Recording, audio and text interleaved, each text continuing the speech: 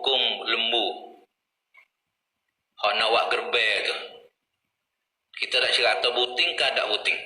Ya hukumnya zahir Kita tak cakap atas buting ke tak buting. Bila tak cakap lagu tu, apa tu kita tak syok lembu ni buting ke tak buting ke tak buting. Ya kalau panah boceh perut tu, ya buting syada hak bahasa orang tu. Hak bahasa tak cakap tu. Bahasa lembu umuk-umuk pore pore umuk-umuk kadang-kadang kalau dia bunting dah nampak pun ya. Moga dia gemuk dah.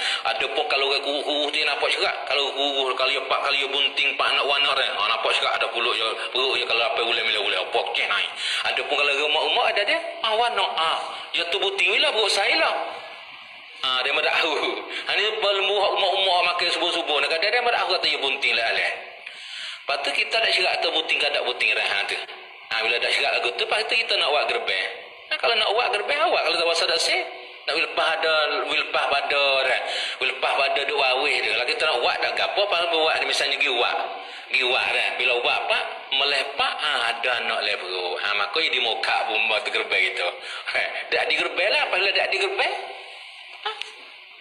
Dekah jamu makan tamada tu jadi pahala dekah tamada tu pula dah tak gapo dak saja. Muka itu tak cerak buting ke tak buting lah ada cerak tu. Dan bila tak cerak apa tu kita nak buat gerbel juga. Awak tak apa. Tapi comel enggak kalau ada sok lagu tu baik tak sok lah.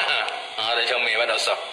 Apa dia kita kaca buat betul lah bila pak takdir bawa pak melepak ada anak lah. Ada bayi ada bayi. Maka gerbel kita di muka dibunuh. Lepas tu saja tak saja boleh pahala dekah boleh bagi.